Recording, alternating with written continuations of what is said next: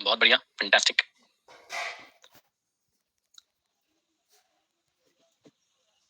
यो यो, राधे राधे, राधे राधे।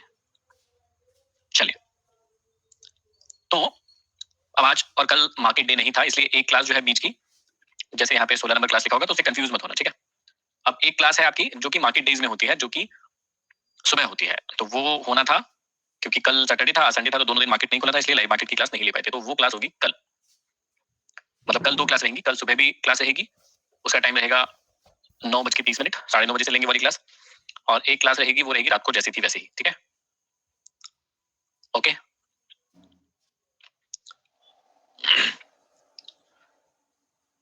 तो 20/1/2025 को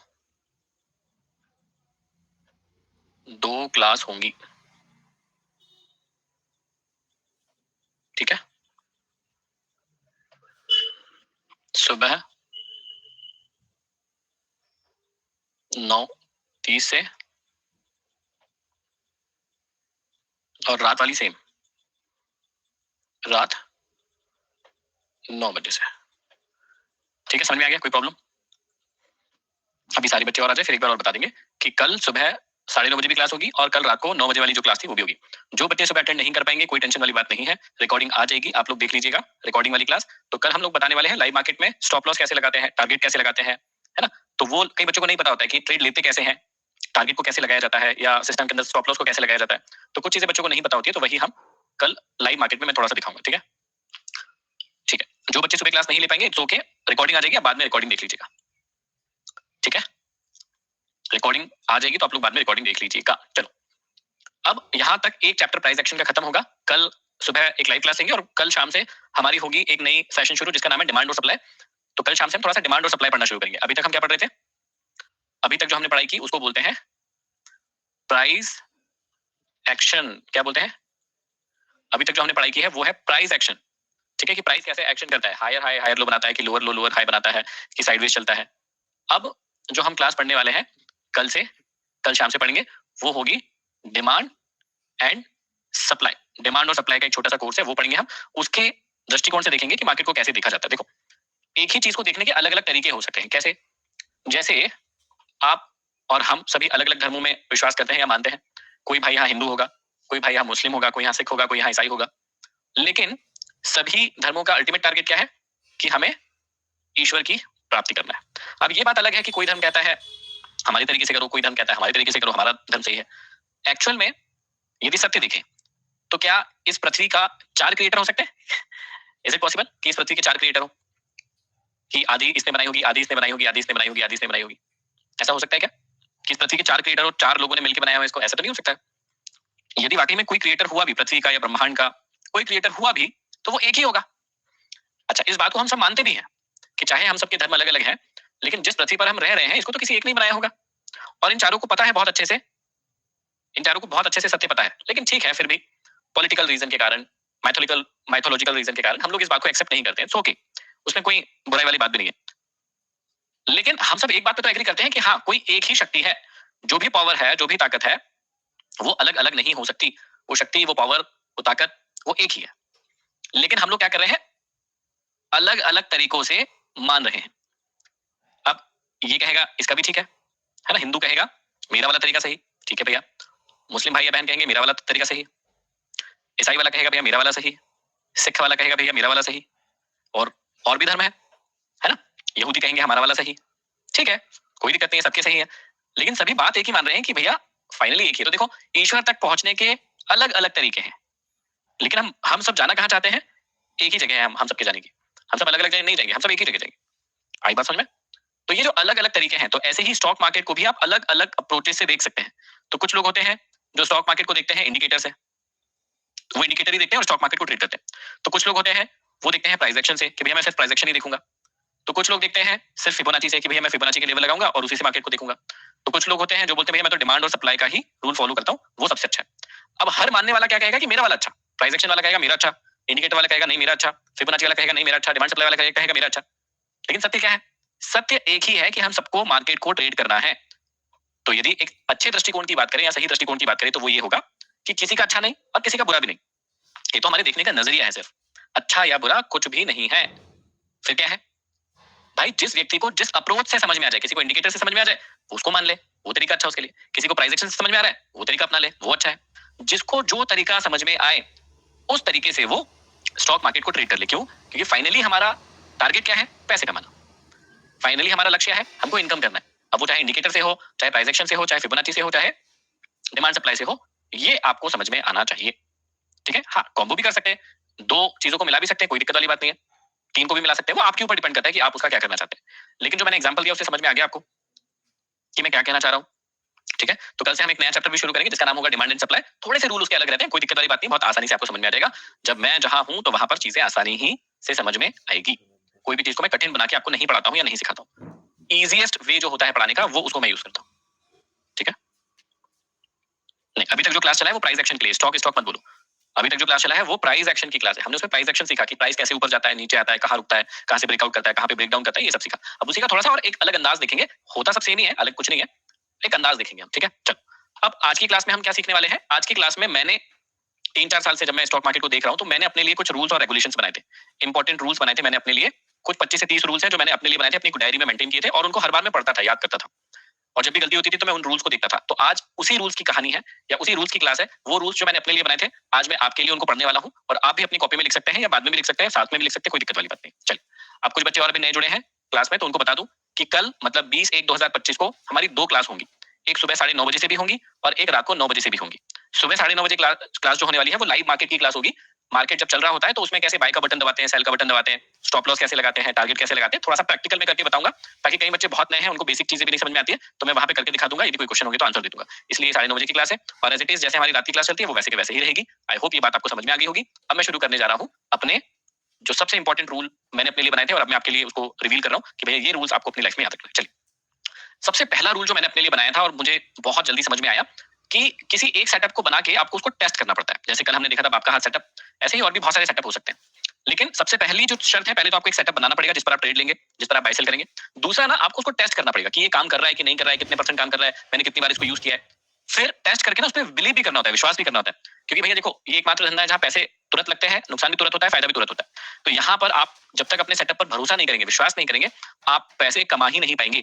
हो सकता है ट्रेड आपके प्रॉफिट में जा रहा हो तब भी आपको विश्वास नहीं होगा कई बार। तो आपको ना सेटअप बनाना पड़ेगा, पहली चीज। दूसरा, उसको टेस्ट करना पड़ेगा। तीसरा, अपने सेटअप पर विश्वास करना पड़ेगा।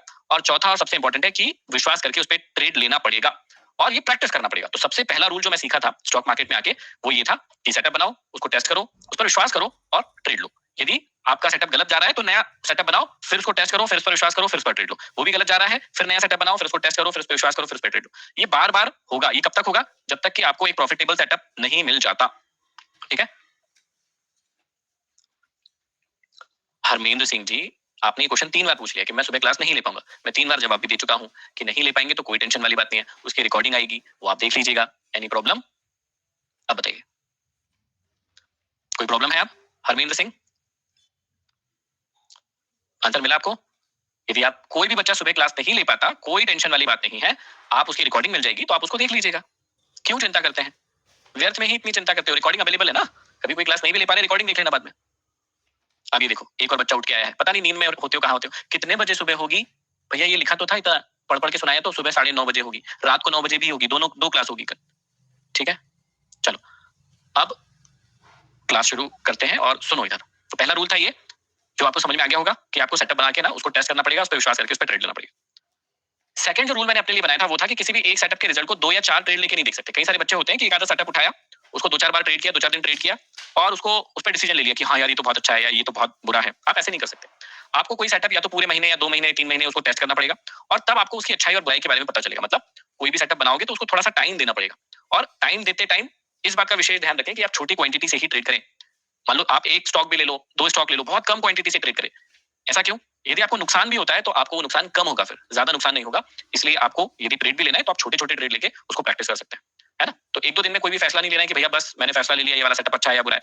1-2 महीने उसको ट्रेड करो, आपको उसकी अच्छाई और बुराइयां पता चल जाएगी। तो ये मेरा दूसरा नियम था। तीसरा नियम जो मैंने अपने लिए बनाया था कि कभी भी होप ट्रेडिंग नहीं करना है। होप ट्रेडिंग क्या होती है कि अरे मुझे लगता है यहाँ से ऊपर जाएगा। अरे भैया, आपके लगने और नहीं लगने से कुछ भी नहीं होने वाला। मार्केट गिर रहा है, गिर रहा है, गिर रहा है, गिर रहा है, अब मुझे लगता है कि ऊपर जाएगा। अरे अभी तो गिर ही रहा है, कैसे लग गया कि ऊपर जाएगा? हाँ, अब इतना सा ऊपर आया था, तो कैसे लग गया ऊपर आएगा? भैया जब नीचे आके ऐसा कुछ होगा तब हमें लगना चाहिए कि हाँ ऊपर जाएगा या नीचे जाएगा, है ना, या ऊपर जा रहा है। अब जब तक ऐसा बना ही नहीं तो हमको कैसे लग जाएगा कि नीचे आएगा? तो होप ट्रेडिंग नहीं करना है। होप ट्रेडिंग मतलब होता है कि खुद से ही मन से ही कुछ कुछ सोच रहे हैं। तो कई सारे बच्चे तो नए नए स्टॉक मार्केट में आते हैं ना, तो पता उनको कुछ समझ नहीं आता, ना ही वो सीखते हैं, ना ही प्राइस एक्शन आता है, ना ही उनको कुछ पता है, बस ऐसे ही। और देखना भाई मैं कह रहा हूँ ऊपर जाएगा, देखना मैं कह रहा हूँ नीचे जाएगा। अरे तेरे कहने से ऊपर नीचे थोड़ी जाएगा। अब थोड़ा ऊपर नीचे हो भी जाता है कभी कभी, तो वो कहता है देख देख देख मैंने कहा था ना, मैंने कहा था ना ऊपर जाएगा, देख मैंने कहा था ना नीचे जाएगा। इनसे कुछ भी नहीं होने वाला। यदि आपको वाकई में चेक करना है कि आपके कहने से कुछ होता है या नहीं होता है, तो 1-2 महीने पहले क्वांटिटी के साथ में ट्रेड करो, तब पता चलेगा कि आपका कहने से होता है कि नहीं होता है। आई बात समझ में? तो होप ट्रेडिंग कभी नहीं करना है, किसी के कहने पे या खुद के लगने पर कुछ नहीं कहना है, कुछ नहीं करना है। आपको अपने सेटअप पर ही ट्रेड करना है। ठीक है? आपका जो भी सेटअप है वहां पे बाइंग बोल रहा है तो बाय करो, नहीं बोल रहा है तो मत करो, चुपचाप बैठो, है ना? तो आपको लगने से कुछ नहीं होता कि मुझे लग रहा है कि ऊपर जाएगा। ठीक है? तो ये मैंने लिखा था। चौथा जो मैंने बहुत इंपॉर्टेंट पॉइंट लिखा था, कभी भी रिवेंज ट्रेड नहीं करना है। ये रिवेंज ट्रेड क्या होता है, ध्यान से सुनना। मेनली स्टॉक में तो ऐसा नहीं होता है, कभी कभी होता है, लेकिन ऑप्शन ट्रेडिंग में क्या होता है कि कई सारे बच्चे इंट्राडे करते हैं। इंट्राडे मतलब आज ही खरीदेंगे आज ही बेचेंगे, है ना? तो ऑप्शन ट्रेडिंग में क्या होता है, व्यक्ति एक ट्रेड लेता है, उसको 500 का लॉस होता है ना? उसको होता है 500 का लॉस। उसने कहा अरे 500 का लॉस, 500 चला गया, चलो मैं ट्रेड करता हूँ, 500 निकल जाएगा, फिर मैं वापस से ट्रेड में नहीं करूंगा आज ट्रेड, ये 500 लॉस हो गया। अब 300 मिल गया, मतलब मान लो उसको 300 का प्रॉफिट हो गया। ठीक है, उसने कहा यार 200 बचे, 200 कमा लेता हूँ, फिर नहीं करूंगा आज ट्रेड। तीसरा ट्रेड लिया, अब उसको हो गया 1000 का नुकसान।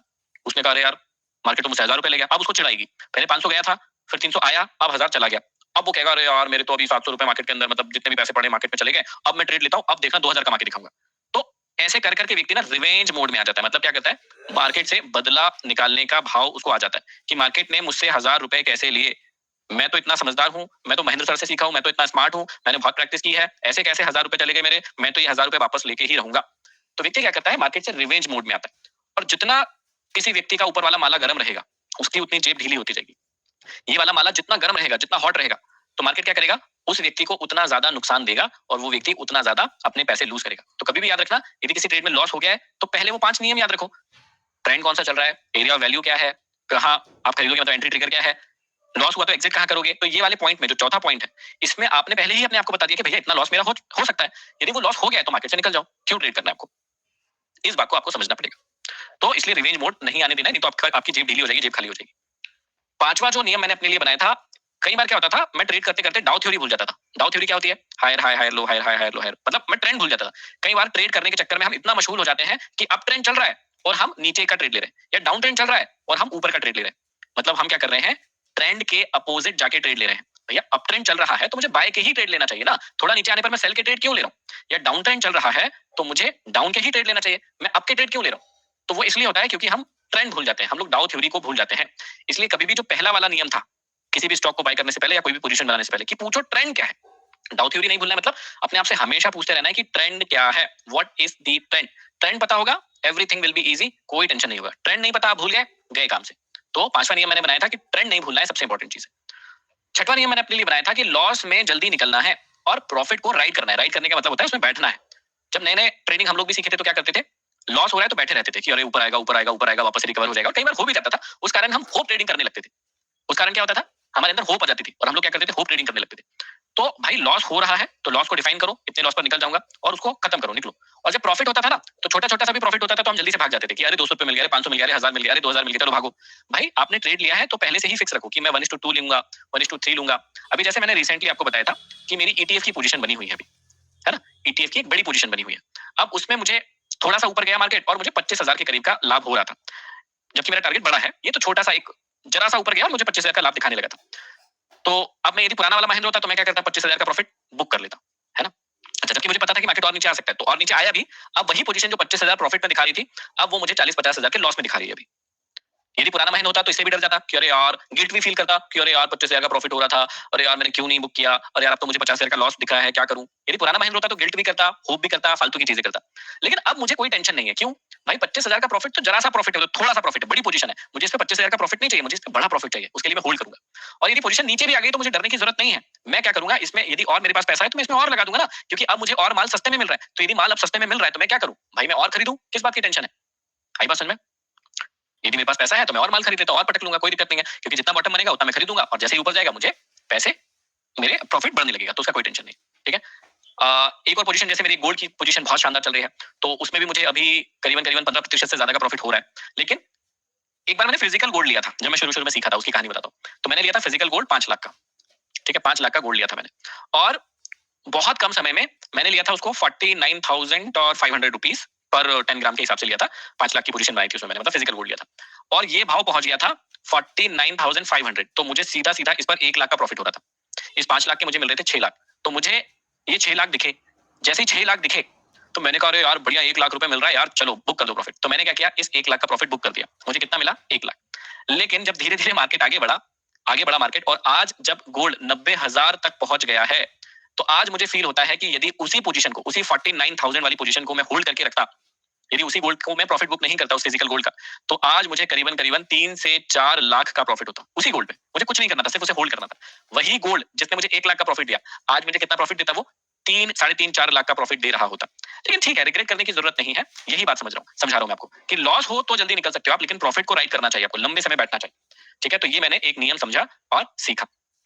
अगला नियम जो मैंने सीखा कि किसी के भरोसे ट्रेडिंग नहीं करना है, खुद सीख कर करना है। अब जब हम लोग सीख रहे थे तो बहुत सारी कंपनीज के कॉल आते थे, है ना, बहुत सारे लोगों के कॉल आते थे कि हम भी करवाते हैं ट्रेडिंग, हम भी करवाते हैं, और कई लोगों ने उनकी बात मानकर उनको पैसे भी दे दिया, और मोटा पैसा लेते थे। वैसा नहीं कि कोई छोटा मोटा पैसा लेते थे, 20,000 रुपए महीना, 40,000 रुपए महीना, हम आपकी पोजीशन को होल्ड करवाएंगे, आपको सिखाएंगे, ऑप्शन ट्रेडिंग करवाएंगे, हम आपको कॉल पुट देंगे, टिप देंगे, ये देंगे, वो देंगे। तो ऐसे मार्केट में बहुत सारे लोग आगे थे, और अभी भी है ऐसा, ऐसा नहीं कि अभी नहीं, और अभी भी कई सारे लोग भरोसा कर लेते हैं। अभी हमारे नाम पर ही कई सारे लोग गेम खेल जाते हैं कि महेंद्र सर की टीम से बात कर रहे हैं, हम आपको पोजीशन देंगे, ये वो, और मूर्ख इतने लोग मूर्ख होते हैं कि उनको हमारे नाम पे पैसा भी दे देते हैं। ये भी कंफर्म करने की कोशिश नहीं करते कि हमारी ईमेल आईडी चेक कर ले, हमारा कुछ चेक कर ले, और हमारे बारे में पता लगाएं कि भैया हम ऐसे कुछ नहीं करते हैं, है ना, हम कभी भी कॉल टिप नहीं देते हैं। ये इतना भी पता लगाने की कोशिश नहीं करते। अब जब उनके साथ फ्रॉड हो जाता है, वो किसी को पैसा दे देते हैं और रिटर्न नहीं मिलता है, तब आके हमारी ईमेल आईडी ढूंढ के और हमको मेल करते हैं कि सर आपने हमको प्रॉफिट बनाने का वादा किया था, आपने हमको प्रॉफिट नहीं दिया, हमारे पैसे वापस दो। अबे हमने कब किया भैया प्रॉफिट का वादा, पहली चीज। और दूसरी चीज कि जब आज ईमेल आईडी ढूंढ ली मेल करने के लिए, तो गधो जब पैसे डाल रहे थे तब भी यही काम कर लेते ना, ईमेल आईडी ढूंढ के पता कर लेते कि सर ये सही है कि गलत है। सही बात समझो। तो ये छोटी छोटी सी चीजें भी आपको याद रखना है कि किसी के भरोसे आपको कुछ ट्रेड नहीं करना है, आपको खुद सीख कर ही करना है, इस बात को याद रखिएगा। अगला जो नियम मैंने सीखा था वो है कि हमेशा एक्स्ट्रा पैसे से ही ट्रेड करना चाहिए या स्टॉक मार्केट में लगाना चाहिए, क्योंकि मार्केट उसी को पैसे देता है जिसके पास पैसे होते हैं। एक्चुअल में स्टॉक मार्केट में ना एक साइकोलॉजी होती है। ठीक है, स्टॉक मार्केट में बहुत शानदार साइकोलॉजी होती है, और वो साइकोलॉजी होती है कि यदि आपके पास पैसा है ना, एक्स्ट्रा पैसा है, और उससे आप कोई पोजीशन होल्ड कर रहे हैं, ले रहे हैं, आपको डर नहीं लगता। जैसे मान लो मेरे पास 2-4 लाख एक्स्ट्रा पड़े हैं और उससे मैंने गोल्ड खरीद लिया, सिल्वर खरीद लिया, तो मुझे डर नहीं लगेगा। ओके यार ठीक है, क्यों डर नहीं लगेगा, मुझे पता है आज नहीं तो कल गोल्ड ऊपर जाएगा ही जाएगा, कोई टेंशन वाली बात नहीं है। लेकिन कई मूर्ख लोग क्या करते हैं, अपने घर का जो इंपॉर्टेंट पैसा होता है, जो बहन की शादी के लिए रखा होता है या खुद की पढ़ाई के लिए रखा होता है, तो कुछ मूर्ख लोग क्या करते हैं, अपनी मेन कैपिटल, घर की जो मेन कैपिटल है, इसको स्टॉक मार्केट में लगा देते हैं। और क्यों लगा देते हैं, क्योंकि किसी और मूर्ख ने कहा होता है कि यार मैं तेरे पैसे डबल करवा दूंगा, या तेरे को 20% का रिटर्न दिलवा दूंगा, या 50% का रिटर्न दिलवा दूंगा। और इस लालच के चक्कर में लोग क्या करते हैं, अपने घर का पैसा या जो बहुत इंपॉर्टेंट सेविंग होती है उसको स्टॉक मार्केट में इन्वेस्ट करके और फंस जाते हैं फिर। तो आपको इस बात को समझना पड़ेगा, आपको इस बात को समझना पड़ेगा कि ऐसे मार्केट काम नहीं करता है, ऐसे चीजें नहीं चलती है, ऐसे चीजें व्यवस्थित नहीं होती है। आपको समझना पड़ेगा कि जो भी एक्स्ट्रा है पैसा, आपको उसी से ही ट्रेड करना है, या उसी पैसे को ही निवेश करना है। आपको अपने पैसे को हमेशा 3 कैटेगरी में बांटना है। पहली जो कैटेगरी होती है उसको कहते हैं नीड कैटेगरी, बताता हूं क्या होता है। दूसरी जो कैटेगरी होती है उसको बोलते हैं वांट कैटेगरी, और तीसरी जो कैटेगरी होती है उसको हम कहते हैं सेविंग या इन्वेस्ट कैटेगरी। ठीक है, तो आपको अपनी जो भी इनकम है उसका कम से कम 50% खर्च करना चाहिए नीड पर, जो कि हो ही जाता है। नीड मतलब क्या होती है, जैसे आपको किराना लाना है घर का, है ना, जैसे आपको बिजली का बिल भरना है, तो नीड मतलब ऐसी ऐसी चीजें जहां पर आपका कंपलसरी खर्चा होना है, तय है वो। भाई आप बिना किराने के थोड़ी ना रह सकते हो, बिना गेहूं पिसाए थोड़ी ना रह सकते हो, बिना बिजली के थोड़ी ना रह सकते हो, बिना फोन रिचार्ज के थोड़ी ना रह सकते हो। तो ऐसे खर्चे जो जरूरी है, बहुत जरूरी है, उनके बिना काम नहीं चल सकता, उसको बोलते हैं नीड। तो अपनी कमाई का आप 50% इसमें खर्च कर सकते हो, बचा 50% में से 30% आप वांट पे खर्च कर सकते हो। वांट क्या होती है, ऐसी नीड जो आपको करने का मन है लेकिन बहुत जरूरी नहीं है, आप यदि उन्हें पूरा नहीं भी करेंगे तो काम चल जाएगा, आपका घर चल जाएगा, उसको बोलते हैं वांट। और जब आप शुरुआती दिनों में पैसा कमाते हैं तो अपनी वांट को लिमिटेड भी रखना चाहिए, क्योंकि यहीं पर कई लोग बर्बाद हो जाते हैं। कैसे, वांट का मतलब होता है ऐसी चाहत जिसको करने की अभी जरूरत नहीं है, नहीं करोगे तो भी काम चल जाएगा, लेकिन ठीक है कभी कभी कर लेना चाहिए। जैसे आपको मूवी देखने जाना है ना, अब आपको मूवी देखने जाना है, तो ठीक है भाई, 1 महीने में एक बार चले गए तो इट्स ओके, कोई दिक्कत वाली बात नहीं है। लेकिन अब आपको हर सप्ताह ही मूवी देखने जाना है, और अपने साथ अपनी गर्लफ्रेंड को भी ले जाना है, और उसकी सहेलियों को भी ले जाना है, और आप आ गए हो थोड़े पैसे वाले में, तो आप कह रहे हो सारे खर्चे मैं ही उठाऊंगा, फिर पॉपकॉर्न भी खिलाऊंगा जानू को, और अपनी गोदी में रख के पॉपकॉर्न उसको खिलाऊंगा। तो ये सब जो चीजें होती है ये वांट में होती है, और इससे आपके एक्स्ट्रा एक्सपेंडिचर शुरू हो जाते हैं। प्लस सबसे इंपॉर्टेंट चीज, आप फिर ताव ताव में आके कार भी ले लेते हो। आपकी सैलरी है 50,000, आप 10 लाख की कार ले ली, अब आपके लोन चालू हो गए हैं, है ना। आपका काम आपका एंड्रॉइड फोन से भी हो रहा था, लेकिन अब आपको 1.5 लाख का आईफोन भी चाहिए कि भैया मेरी सैलरी अच्छी, मतलब मेरी पैसे आ रहे हैं, मेरी सैलरी आ रही है, तो मैं भर दूंगा इसका लोन जो है, मैं भर दूंगा, कोई दिक्कत वाली बात नहीं। तो अब आपको मूवी भी देखना है, पॉपकॉर्न भी खाना है, कार भी चाहिए आपको, ये सब होती है वांट। वांट मतलब अभी इनकी जरूरत नहीं है, लेकिन कई लोग शान मारने के चक्कर में, सोसाइटी को दिखाने के चक्कर में इन खर्चों को शुरू कर देते हैं, जो कि कम सैलरी में पूरे नहीं होते, तो फिर वो लोन ले लेते हैं। और यही लोग फंसते हैं। लोग यहाँ नहीं फंसते हैं कि मैं महंगा आटा खाऊंगा, सस्ता आटा खाऊंगा, महंगी बिजली से पंखा या एसी चलाऊंगा, है ना, महंगा रिचार्ज करूंगा। यहाँ थोड़ी ना लोग गरीब बनते हैं। ना ही सेविंग करके लोग गरीब बनते हैं, यहाँ भी गरीब नहीं बनेंगे। यहाँ तो सेविंग करेंगे ना, 20% सेव करना है आपको, और इसको क्या करना है, एसआईपी म्यूचुअल फंड में इन्वेस्ट करना शुरू करना है। तो यहाँ थोड़ी ना गरीब बनता है व्यक्ति, यहाँ भी नहीं बनता है। व्यक्ति गरीब बनता है वांट में, ऐसी चाहते हैं जिसकी जरूरत अभी नहीं है, जो कि व्यक्ति बाद में पूरी कर सकता है। मुझे आज पैसे कमाते कमाते 12 साल हो गए हैं। कितने साल हो गए पैसे कमाते कमाते? पूरे 12 साल हो गए हैं पैसे कमाते कमाते। लेकिन मैंने अपनी पहली कार कब ली? मैंने अपनी पहली कार कब ली? अभी 3 साल पहले। मैंने अपनी पहली कार ली 3 साल पहले। तो मतलब 7 साल में मैंने क्या कम कमाया? नहीं, बिल्कुल भी नहीं। 7 साल नहीं, 9 साल। 9 साल में मैंने क्या कम पैसा कमाया? नहीं। इस 9 साल में मैंने जो कुछ भी कमाया, क्योंकि भाई मेरे घर पे मेरे जो बेसिक खर्चा होता है, जो नीड वाला खर्चा होता है, वो मेरे पिताजी पूरा कर रहे थे। ना मुझे किराना लाना था, ना ही मुझे बिजली का बिल भरना था, तब तक मुझे कुछ नहीं करना था। तो सारा का सारा जो मैं कमा रहा था वो मेरी सेविंग थी। तो उस सेविंग से मैंने प्रॉपर्टी में ही इन्वेस्ट किया। मैंने क्या किया? Investment property. मैंने प्रॉपर्टी खरीदता गया। इस 9 साल में मैंने जो भी कमाया उसको मैंने इन्वेस्ट किया प्रॉपर्टी में, है ना। और जब मुझे लगा कि इस प्रॉपर्टी से भी बहुत अच्छा रिटर्न आने लगा है, तो अभी 3 साल पहले मैंने अपनी पहली कार ली, है ना। अब इस 3 साल पहले भी जो कार ली, उसमें भी मैं बहुत बड़ी कार ले सकता था, यदि मेरा मन होता, मेरा पॉकेट मुझे अलाउ कर रहा था कि मैं जो है एक बड़ी कार ले सकता था, कोई दिक्कत वाली बात नहीं थी मुझे। लेकिन मैंने वहां भी वो बेवकूफी नहीं की। मैंने जो कार ली अभी ठीक ठाक, मतलब जहां मैं रहता हूँ उसके हिसाब से ठीक ठाक कार ली। मतलब मेरी कार का जो प्राइस है, वो प्राइस बता देता हूँ, वो है अभी 25 लाख। जो मैं कार चलाता हूँ, बहुत कम चलाता हूँ वैसे भी मैं। तो अभी मैंने जो कार ली है उसकी प्राइस है 25 लाख, ठीक है। अब मैं चाहता तो 50 लाख की भी कार ले सकता था, और मैं चाहता तो 75 की भी ले सकता था, मैं चाहता तो 1 करोड़ की भी ले सकता था। लेकिन मेरा दिमाग चलता है इधर कि वो अननेसेसरी वांट है, क्योंकि मैं अपने प्लेस से ज्यादा निकलता ही नहीं हूँ। मेरी स्टडी, मेरे रिसर्च, मेरी वीडियोस, मैं जहां रहता हूँ वहीं मेरा ऑफिस है, वहीं से सारे काम पूरे हो जाते हैं। मेरी कार ज्यादा चलना नहीं है, तो मैं क्यों इतना खर्चा उस पर करूं। दूसरी चीज, 25 लाख में बहुत बढ़िया कार मिल रही थी मुझे, तो मैंने उधर खर्चा कर दिया। बाकी जो पैसा बचा 25 लाख या 50 लाख जो भी समझ लो, उसको फिर से मैंने इन्वेस्ट कर दिया। कहां पर? स्टॉक मार्केट में और प्रॉपर्टी में। भाई वो भी तो रिटर्न निकाल के देगी। अब यदि मैं 1 करोड़ की कार खरीद भी लूं सिर्फ स्टेटस मेंटेन करने के लिए कि अरे महेंद्र सर के पास कार है, तो यदि मैं 1 करोड़ की कार खरीद भी लूं, तो क्या इस 25 लाख से जो कार खरीद रहा हूं उससे वो काम नहीं हो पाएगा जो 1 करोड़ से होगा? सोच के देखिए। जो मेरी 25 लाख वाली कार है, क्या वो 1 करोड़ वाली से अलग कुछ काम करेगी, या 1 करोड़ वाली कुछ अलग काम करके देगी क्या मुझे? क्या 1 करोड़ वाली कार कुछ अलग काम करेगी क्या मेरे लिए? नहीं। भैया कार क्या है? मोड ऑफ ट्रांसपोर्टेशन है। आपको एक जगह से सिर्फ दूसरी जगह तक लेके जाएगी, बस उतना ही है उसका काम, ठीक है। क्या काम है कार का? एक जगह से दूसरी जगह ले जाना। अब एक और बात सुनो, इसमें सिर्फ मैंने 25 लाख से बचाए नहीं है, मैंने और भी पैसे बचाए। आई बात समझ में? अब देखो, ये शुक्ला जी जैसे बच्चे नहीं बनना है अपने को, शुक्ला जी जैसे बच्चे नहीं बनना है कभी भी। अब अपने पास एग्जांपल भी है, मुनिंद्र शुक्ला का एग्जांपल है अपने पास। मुनिंद्र शुक्ला बोल रहे हैं कि नहीं, मजा ज्यादा आएगा, 1 करोड़ की कार खरीदोगे तो मजा आएगा। इसी मजे के चक्कर में कई लोग ना बर्बाद हो जाते हैं, क्योंकि उनका उनका जो मनी मैनेजमेंट है वो ठीक नहीं होता है, ठीक है। मनी मैनेजमेंट जो है वो ठीक नहीं होता है, और उनको लगता है कि मजा आना चाहिए, बस जीवन में मजा आना चाहिए, मजा आना चाहिए। मजे के चक्कर में आप यहां पर सारी चीजें गड़बड़ कर लेते हो। मजा कब लेना है वो भी मैं समझा देता हूं। ऐसा नहीं कि मजा मैं नहीं लेता या मैं नहीं लूंगा, मजे में भी लूंगा, लेकिन मजे कैसे लेना चाहिए उसकी भी एक ट्रिक बताता हूं। ध्यान से देखो, मजे कब लेना है। आप इस बॉक्स को समझना, हम लोग अपना टाइम लगाते हैं, ध्यान से सुनना, हम लोग अपना टाइम लगा के क्या अर्न करते हैं? मनी, ठीक है। अपना टाइम लगा के क्या अर्न करते हैं? अपना टाइम लगाते हैं हम सभी, और क्या अर्न करते हैं? मनी अर्न करते हैं। मनी अर्न करके, अब ध्यान से सुनना, सर जी आप कंजूस है, हाँ कंजूस है सर जी, कंजूस, यस सर जी कंजूस है। तो सबसे पहले आपको क्या लगाना पड़ेगा? टाइम लगाते हैं आप लोग, टाइम लगा के क्या करते हैं? मनी अर्न करते हैं, ठीक है। अब मनी अर्न करके लोग क्या करते हैं? मनी अर्न करके लोग क्या करते हैं? उसको स्पेंड करते हैं। क्या करते हैं? उसको स्पेंड करते हैं, ठीक है। ये हो गए नॉर्मल लोग। टाइम लगाते हैं, एफर्ट लगाते हैं, उससे क्या कमाते हैं? मनी, और मनी लगा के उसको क्या कर देते हैं? स्पेंड कर देते हैं। ये नॉर्मल लोगों की कहानी होती है। नॉर्मल व्यक्ति इस प्रकार से अपने जीवन को जीता है, जिसको ट्रायंगल ट्रायंगल लाइफ बोलते हैं। टाइम लगाया, मनी कमाया, उसको स्पेंड किया, टाइम लगाया, मनी कमाया, उसको स्पेंड किया। लेकिन जो स्मार्ट लोग होते हैं वो क्या करते हैं? टाइम लगाते हैं, मनी कमाते हैं, उसको स्पेंड नहीं करते हैं। इस मनी को स्पेंड नहीं करते हैं, इसको करते हैं पहले सेव, शुरू में उसको करते हैं इन्वेस्ट। क्या करते हैं? सेव, इन्वेस्ट करते हैं, और इस इन्वेस्टमेंट से जो रिटर्न मिलता है, इससे जो अर्निंग होगी, इससे जो अर्निंग होगी उसको वो लोग करेंगे मजे। उससे वो क्या करेंगे? मजे करेंगे लाइफ में। इसका मतलब क्या हुआ कि उनका जो मेन अमाउंट है वो हमेशा बचा रहेगा। स्मार्ट लोग क्या करते हैं? ध्यान से समझना, स्मार्ट लोग क्या करते हैं? टाइम लगाते हैं, पैसा कमाते हैं, उसको सेव करते हैं, उसको इन्वेस्ट करते हैं, और इन्वेस्टमेंट के जो रिटर्न मिलते हैं, ध्यान से सुनना, मान लो मेरा 1 करोड़ रुपए मार्केट में निवेश है, ठीक है। अब 1 करोड़ से मुझे साल का 15% का रिटर्न मिला, तो 15% का रिटर्न मतलब मुझे कितना रुपए मिल गया साल भर में? 15 लाख रुपए। तो मेरा 1 करोड़ तो फिर से काम पे लगा रहेगा, आया ना? ये 1 करोड़ तो काम पे लगा रहेगा मेरा, और 15 लाख का जो मुझे प्रॉफिट हुआ, इस 15 लाख से मैं क्या कर लूंगा? एंजॉय। कुछ बात समझ में आई? नहीं आई? बात समझ में आई? ये 1 करोड़ को मैंने निवेश किया, कुछ समय के लिए पेशेंसफुल रहूंगा, आराम से अपनी जिंदगी को जीऊंगा, ज्यादा हुल्लड़बाजी नहीं, ज्यादा शोबाजी नहीं, इत्मीनान से चलूंगा। इस 1 करोड़ को निवेश करूंगा, इससे 10 से 15% का रिटर्न निकालूंगा, 15 लाख साल का मिल रहा है, इस 15 लाख से मैं एंजॉय कर लूंगा और इस 1 करोड़ को निवेश रहने दूंगा। अब अगले साल फिर से भी तो कमाऊंगा। अगले साल मान लो मेरा टोटल कैपिटल हो गया 2 करोड़। ध्यान से सुनना, अगले साल मान लो मेरा टोटल कैपिटल कितना हो गया, मान लो 2 करोड़ हो गया। अब 2 करोड़ पे 15% का रिटर्न, मतलब मेरे पास कितना आ गया, 30 लाख आ गया, सिर्फ क्या करने के लिए, एंजॉय करने के लिए। ठीक है, इस 30 लाख से मैं एंजॉय कर सकता हूं और ये 2 करोड़ ऑलरेडी निवेश है।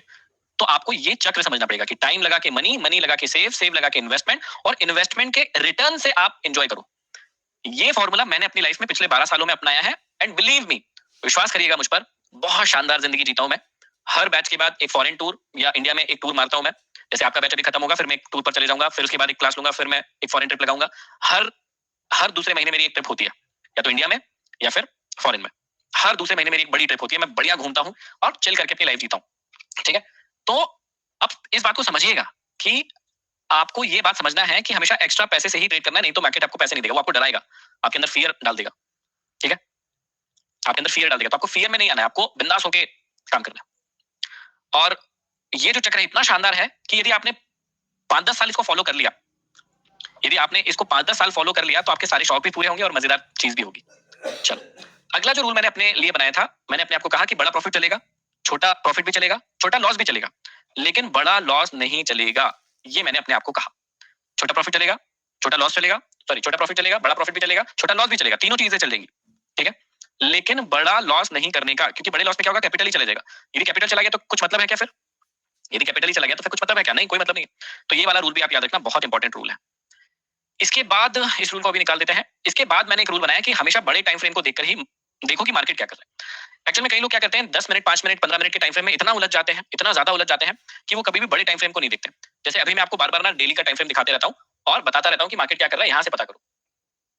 मैं आपको बार बार ना डेली का टाइम फ्रेम हमेशा दिखाते रहता हूँ, ये देखो। अब किसी बच्चे ने मुझसे इस दिन पूछा था कि सर मार्केट क्या कर सकता है, पूजा ने या किसने पूछा था कि सर मार्केट का एक प्रेडिक्शन बता दो, तो मैंने कहा था कि अभी तो डाउन ट्रेंड ही है, यहाँ पर और यहाँ पर मार्केट आया था शायद। तो मैंने बोला था अभी तो डाउन ट्रेंड ही है, अभी कोई सिग्नल नहीं है, लेकिन देखो अगले ही दिन कौन सी कैंडल बनी, ये वाली कैंडल बनी। तो फिर मैंने कल क्या कहा कि अब मुझे लग रहा है कि यहाँ पर एक बॉटम बनने की स्थिति हो सकती है, यदि ये मार्केट इसको इस वाले लेवल को ऊपर निकल जाए। तो ऐसे हमेशा बड़े टाइम फ्रेम को देखते रहा करो, और जब तक कंडीशन बन नहीं जाती तब तक कोई प्लानिंग नहीं करो। जब तक भैया ये ऐसे ही बन रहा था तब तक मैंने कहा तो डाउन ट्रेंड ही चालू है, क्योंकि इसके नीचे भी जा सकता है। लेकिन जैसे ही मार्केट यहाँ पर रुका और इसने हैमर जैसी कैंडल बनाई, ये हैमर जैसी कैंडल है, और ये कहां पर है, हैमर जैसी कैंडल सपोर्ट पर है। तो नियम सिर्फ लिखने के लिए नहीं होते, इस बात को भी आपको ध्यान देना कि नियम जो होते हैं सिर्फ लिखने के लिए नहीं होते, नियम फॉलो करने के लिए भी होते हैं, नियम को फॉलो भी करना पड़ता है। तो अब मेरे पास ये 2 लेवल है। अब सिंपल सा नियम है, यदि इसके ऊपर निकला तो थोड़ा बुलिश हो सकता है मार्केट, और इसके नीचे गया तो फिर तो बहुत बढ़िया टूटेगा मार्केट, क्योंकि मार्केट के पास फिर जगह नहीं है सपोर्ट बनाने के लिए। फिर ये वाली जगह है सीधी सपोर्ट बनाने के लिए, एक ये वाली जगह है, और फिर तो टूटेगा तो बहुत नीचे आएगा, यहां तक भी आ सकता है। ठीक है, तो काफी अच्छा नीचे आ सकता है फिर। तो ऐसे सपोर्ट और रेजिस्टेंस हमको पता होना चाहिए। तो हमेशा मार्केट को क्या करना है, बड़े टाइम फ्रेम में जरूर देखना है। छोटे छोटे टाइम फ्रेम में कुछ भी होता रहेगा, लेकिन हमको फॉलो करना है एक बड़ा टाइम फ्रेम, कि बड़े टाइम फ्रेम में मार्केट क्या करे। इसके बाद छोटे स्टॉप लॉस ना लेने के चक्कर में बड़ा प्रॉफिट खो देते हैं कई सारे लोग, इसलिए स्टॉप लॉस को अपना दुश्मन नहीं समझना है, दोस्त मानना है। मतलब यदि आप इंट्राडे कर रहे हैं या फिर ऑप्शन ट्रेडिंग कर रहे हैं तो बिना स्टॉप लॉस लगाए ट्रेडिंग नहीं करना है, इस बात को याद रखना। क्योंकि यदि आपने स्टॉप लॉस नहीं लगाया तो आपका पूरा का पूरा पैसा भी जा सकता है। तो यदि आप इंट्राडे या ऑप्शन ट्रेडिंग कर रहे हैं तो बिल्कुल सतर्क रहिएगा। अगला नियम भी वही है कि यदि अंगूठा कटने से हाथ बच रहा है तो अंगूठा कटवा लो। मतलब यदि छोटा लॉस देके आप मार्केट से निकल पा रहे हो तो निकल जाओ, चिंता मत करो, बाद में फिर से प्रॉफिट कमा लेना, लेकिन बड़े लॉस नहीं करना है। भैया हाथ ही कट गया फिर क्या काम का, अंगूठा कट गया तो हाथ तो बचा है ना, अंगूठा यदि कट गया तो हाथ तो बचा है, फिर भी काम कर लेंगे, पर हाथ ही कट गया तो फिर तो कुछ है नहीं ना। तो इस बात को याद रखना अपने को। अगला नियम है, साइडवेज मार्केट में कोई भी स्ट्रेटेजी काम नहीं करती, इसलिए शांत बैठे रहना है। शुरू में जब मैं भी मार्केट सीखा था तो जब साइडवेज मार्केट चलता था तो उसको उंगली करते रहता था मैं, पता है मार्केट साइडवेज से कहीं नहीं जाएगा, तो भी उसको उंगली कर लिया, यहाँ सेल कर दिया, यहाँ बाय कर लिया, फिर नीचे चला जाता था, फिर ऊपर, तो यही लॉस होते रहते थे। फिर समझ में आया कि ओके ये साइडवेज है मार्केट, और साइडवेज मार्केट में कोई भी स्ट्रेटेजी काम करती नहीं है, तो चुपचाप बैठो, जब मार्केट ऊपर या नीचे निकल जाए तभी ट्रेड बनाओ। तो ये नियम है, इसको भी याद रखना। अगला नियम है, ओवर ट्रेड नहीं करना है, क्योंकि उससे चार्जेस बढ़ जाएंगे। अब जो लोग इंट्राडे करना चाहते हैं, इंट्राडे मतलब या तो ऑप्शन में या स्टॉक में, उन लोगों को एक बात मैं बहुत अच्छे से समझाता हूँ। देखो आजकल एक ट्रेड लेने का आपको लग रहा है 60 रुपए मान लो, एक सेकंड, अभी नए वाले में तो और देखना पड़ेगा, नए वाले में कितने चार्जेस लग रहे हैं देखने दो मुझे। ठीक है, उतने ही लग रहे हैं, 60 रुपए लग रहे हैं। तो यदि एक ट्रेड को लेने और खरीदने में आपको 60 रुपए लग रहे हैं तो ध्यान से सुनना मेरी बात। हाँ, एग्जांपल दे रहा हूँ, एक्सप्लेन कर रहा हूँ। देखो यदि आपको एक ट्रेड लेने में, ऑप्शन ट्रेडिंग कर रहे हो आपने एक लॉट लिया, सिर्फ अभी एक लॉट की बात कर रहा हूँ, एक से ज्यादा लॉट की बात भी नहीं कर रहा हूँ। तो यदि एक लॉट लिया आपने, खरीदा और बेचा, तो 60 रुपए लगेंगे। और मान लो आपने हर दिन एक लॉट से ही एक बार भी ट्रेडिंग की, तो 20 दिनों तक आपने ऐसा किया, तो आपके सिर्फ चार्जेस कितने लग जाएंगे। लॉट क्या होता है, लॉट मतलब लॉट मतलब कि आप लॉट मतलब क्या समझाऊं, ये देखो लॉट किसको बोलते हैं, इधर देखो, ये मैंने एक ऑप्शन सेलेक्ट करके रखा है, यहाँ पे बाय का बटन दबाया तो यहाँ पे देखो लिखा है 75 क्वांटिटी का एक लॉट होता है, मतलब कम से कम आपको 75 तो खरीदना ही पड़ेगा। अब इस 75 खरीदने के लिए कितना रुपए लग रहा है मेरा, तो यहाँ पे देखो लिखा है 31 रुपए, कम से कम 31 रुपए तो लगेगा ही। तो ये तो खरीदने का लिखा है, ये तो किसका लगा है, खरीदने का। ऐसे ही बेचने का भी लगेगा, तो 30 और 30 60, मतलब 31 और 31 62 63 रुपए लगेंगे मुझे, पर मैंने एवरेज 60 रुपए मान लिया। तो यदि अब आपको इसको खरीदना है और बेचना है, और ऐसे हर दिन कर रहे हो आप, खरीदना बेचना एक एक बार ही कर रहे हो, दिन में एक ही बार कर रहे हो, तो आपका 1200 रुपए तो लगना ही है। अब एक और बात समझाता हूँ, थोड़ी डीप के अंदर, थोड़ा डीप में चलते हैं। यहाँ पर देखिएगा, इस एक लॉट को खरीदने में आपके कितने रुपए लग रहे हैं, यहाँ पे लिखा हुआ है, इस एक लॉट को खरीदने में आपके कितने रुपए लग रहे हैं, 13,800 रुपए। कितने रुपए लग रहे हैं, 13,800 रुपए लग रहे हैं। मतलब अब मेरी बात को ध्यान से सुनना, आप 13,800 रुपए लगाकर तो ट्रेडिंग करोगे, ठीक है, 13,800 रुपए लगाकर क्या करोगे, ट्रेडिंग करोगे, और ट्रेडिंग में आपको लाभ हो कि नुकसान, इससे उनको कोई मतलब नहीं है। वो आपसे महीने का 1200 रुपए तो एक बार ट्रेडिंग करोगे तो ले ही लेंगे। तो 1200 13,800 का लगभग लगभग कितना परसेंट होगा, मोटा माटी 9% के करीब होगा। इसका मतलब यह है कि साला आपको नुकसान हो कि फायदा इनको कोई मतलब नहीं है। आपकी कैपिटल में से 9% तो इन्होंने रख लिया चार्जेस के रूप में। ओ मोरी दैया, कुछ समझ में आया कि नहीं आया? मैं बहुत गहरी बात समझा रहा हूं, इसको समझना, नहीं तो दिक्कत हो जाएगी आपके साथ में। बहुत गहरी बात समझा रहा हूं कि 13,800 रुपए लगाए आपने, उसमें से 1200 रुपए तो आपने प्रॉफिट कमाया कि नहीं कमाया, उनको इससे कोई मतलब नहीं है। उन्होंने तो तुमसे 1200 रुपए ले लिए, तो 1200 रुपए ले लिए मतलब 13,800 में से ही जाएंगे ना वो भी। तो 1200 रुपए चले गए, 1200 रुपए चले गए, मतलब कम से कम 9% तो तुमको ऐसे ही नुकसान हो गया ना। 9% तो नुकसान में हो ही। इस बात को समझना कि तुमने लाभ कमाया कि नहीं कमाया, इससे उनको कोई मतलब नहीं। तुम 9% तो वैसे ही नुकसान में आ गए महीने में। 9% नुकसान में आ गए। और बैंक क्या करती है, ये 9% महीने का नुकसान बता रहा हूं, और बैंक क्या करती है, आपकी कैपिटल पर 4% सालाना ब्याज है इसका, ईयरली, ये ईयरली है इसका, ये 4%। कुछ समझ में आ रही है मेरी बात? कुछ खुल रहे हैं कि नहीं खुल रहे हैं? सालाना देगी ये 4% यदि आप बैंक में जमा रखोगे तो, और यहाँ महीने का 9% तो तुम्हारा नुकसान हो रहा है। नुकसान मतलब तुम्हारे चार्जेस ही लग रहे हैं। तो इसलिए ओवर ट्रेड नहीं करना चाहिए, मतलब बहुत बार बार खरीदना, बार बार बेचना। कई बच्चे नए रहते, चूजे अभी अंडे से निकले नहीं और उनको ट्रेड करने की छूटती है, अरे खरीदो, अरे बेचो, अरे फिर से खरीदो, अरे फिर से बेचो। अरे भैया, तुमको ये समझ में नहीं आता है कि तुम्हारे चार्जेस कट रहे हैं। जिस दिन देखोगे कि कितने चार्जेस कट गए, आप धराशायी हो जाओगे। वैसे ही आप बोलोगे अरे मोह मोरी दैया, योग जो के कर लियो मैंने, माथा फोड़ लेंगे आप। तो इसलिए चार्जेस का भी ध्यान रखना है आपको। अगला नियम जो मैंने अपने लिए बनाया था कि लॉस कवर करने के लिए कभी भी ट्रेड नहीं करना है। कई सारे बच्चे मेरे पास आते हैं और कहते हैं सर मेरा 1 लाख का नुकसान हो गया, मुझे ट्रेडिंग सिखा दो, मुझे उसको रिकवर करना है। शुरू शुरू में कई बच्चे ऐसे भी आए जिनको 50 लाख का नुकसान हुआ है, 25 लाख का हुआ है, 10 लाख का हुआ है। एक भैया आया था हमारे बैच में, 80 लाख का नुकसान करके आया था। वो कहता है सर मुझे सिखा दो, मुझे मेरा 80 लाख का जो लॉस हुआ है उसको रिकवर करना है। मैंने कहा भैया ऐसा नहीं होता है। 80 लाख का लॉस करना अलग बात है, वो तो तुम नहीं सीखे तो चलो दे दिया तुमने मार्केट को, लेकिन उसको रिकवर करना शॉर्ट टर्म में नॉट ईजी, बहुत टफ है और करना भी नहीं चाहिए। तो कभी भी लॉस रिकवर करने के लिए ट्रेड मत करो, नहीं तो आप इमोशनल डैमेज कर दोगे अपने आप को। आपके ऊपर हमेशा एक प्रेशर रहेगा कि मुझे तो ये लॉस रिकवर करना है, इसलिए मुझे ट्रेडिंग करना है। जो गया वो गया, उसको जाने दो। अभी लॉन्ग टर्म के लिए क्या अच्छी पोजीशन बना सकते हो या क्या अच्छा सीख सकते हो वो सीखो। जो गया उसको ज्यादा मत सोचो। अगला है सेटअप हर दिन काम नहीं करेगा। जैसे हमने एक बाप का हाथ सेटअप बताया, तो कई सारे लोग बोल रहे थे सर ये क्या काम करेगा, हर बार काम करेगा। नहीं भैया, हर दिन कोई भी सेटअप काम नहीं करता है। करता है तो अच्छा करेगा, नहीं करता है तो स्टॉप लॉस ले लो, सिंपल सी बात है। ठीक है, हर दिन सेटअप काम नहीं करता, इसलिए जब करेगा तो करेगा, नहीं करेगा तो नहीं करेगा। पुअर ट्रेडर मार्केट के पीछा करते हैं और प्रो ट्रेडर मार्केट को अपने लेवल पे आने का वेट करते हैं। ये लाइन बहुत गजब की है, यदि इस लाइन को समझ गए तो बहुत मजा आएगा आपको स्टॉक मार्केट में। इस लाइन का क्या मतलब था, जब मैं मार्केट को सीख रहा था ना तो हर कहीं खरीद लेता था मैं जब मार्केट में नया नया था तो हर कहीं खरीद लेता था, यहाँ भी खरीद लेता था, यहाँ भी खरीद लेता था, यहाँ भी खरीद, कहीं भी खरीद लेता था। फिर मुझे एक दिन ये लाइन मिली कि poor trader run after market and pro trader wait करते हैं मार्केट को अपने लेवल पर आने का। तो मैंने कहा यार ये क्या लाइन है। इसका मतलब यह है कि मान लो आपने यहाँ पे लगा लिया कि ये सपोर्ट है, यहाँ पे कभी ना कभी रिलायंस आएगा। तो बड़े लोग क्या करते हैं, रिलायंस के यहाँ पर आने का वेट करते हैं, उससे पहले खरीदते नहीं है। आई बात समझ में? यहाँ पे आएगा तो ही मैं रिलायंस को खरीदूंगा, बस ये उनका नियम होता है कि यहाँ पे आएगा तो ही खरीदूंगा, नहीं आया तो नहीं खरीदूंगा। और ऐसे हर स्टॉक में वो लेवल लगा के रख देते हैं कि भैया यहाँ पे आएगा ये हिंडाल्को तो ही खरीदूंगा, नहीं तो नहीं खरीदूंगा। अडानी पोर्ट आ गया, मान लो किसी ने यहाँ पे लेवल लगा के रखा था कि यहाँ पे आएगा तो खरीदूंगा, चलो आ गया खरीद लो, ऐसा। तो don't chase the market. Poor trader क्या करते हैं, मार्केट का पीछा करते हैं। प्रो ट्रेडर क्या करते हैं, मार्केट को अपने लेवल पर आने का वेट करते हैं। तो मार्केट को अपने लेवल पर आने दो, हर कहीं मत खरीदने लगो, कोशिश करो कि उसको अपने लेवल पर आने दो तभी खरीदो। अगला मैंने सीखा था कि मार्केट को प्रेडिक्ट करना छोड़ दो कि मार्केट कहां जाएगा, आप सिर्फ सेटअप पर ट्रेड करो। मतलब कई सारे बच्चे वही ना, ऊपर जाएगा नीचे जाएगा, ये होगा वो होगा, मत इतना टेंशन लोगे, परेशान हो जाओगे। तो आपको टेंशन नहीं लेना है, आपको क्या करना है, सेटअप बनाओ, सेटअप पे आया ट्रेड लो, नहीं आया मत लो, बैठे रहो, सिंपल। अगला है बिना लॉजिक के ट्रेड मत करो। लॉजिक क्या है, वो 5 क्वेश्चन जो मैंने आपको कल सिखाए थे। ट्रेंड कौन सा है, एरिया ऑफ वैल्यू कौन सा है, ट्रिगर पॉइंट क्या है, एग्जिट कहां लोगे, यदि लॉस में हो, प्रॉफिट में हो तो एग्जिट कहां लोगे। ये 5 क्वेश्चन लॉजिक है। ये पांचों क्वेश्चन अपने आप से बार-बार पूछो, लॉजिक पूछो, क्यों ले रहे हो ट्रेड, कहां ले रहे हो ट्रेड, सही जगह ले रहे हो कि नहीं, एग्जिट कहां मारोगे, प्रॉफिट में एग्जिट कहां मारोगे। बिना लॉजिक के ट्रेड मत करो, नहीं तो बहुत ज्यादा दिक्कत हो जाएगा। स्टॉप लॉस या टारगेट का नियम फॉलो करो, सिंपल है। यदि आप ऑप्शन ट्रेडिंग कर रहे हो तो या इंट्राडे कर रहे हो तो हर दिन के ट्रेड को लिखो, ये बहुत जरूरी है। यदि आप इंट्राडे या ऑप्शन ट्रेडिंग करते हो तो हर ट्रेड को लिखना बहुत जरूरी है। नहीं लिखोगे तो आप परेशान हो जाओगे, आपको कुछ भी अपनी गलती समझ में नहीं आएगी। सेटअप को डेली फॉलो करना होगा तभी रिजल्ट मिलेगा। ऐसा नहीं कि एक दिन सेटअप फॉलो कर लिया, दूसरे दिन दूसरा कर लिया, तीसरे दिन तीसरा कर लिया। ऐसा करोगे तो कभी रिजल्ट नहीं मिलेंगे।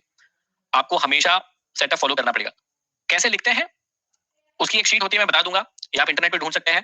एक शीट होती है जिसमें लिखना होता है कि आपने किस टाइम पर ट्रेड लिया, कौन सी इंडेक्स में ट्रेड लिया, क्यों लिया, उसके लॉजिक लिखना पड़ता है, स्टॉप लॉस क्या रखा था, सब लिखना होता है, बता देंगे।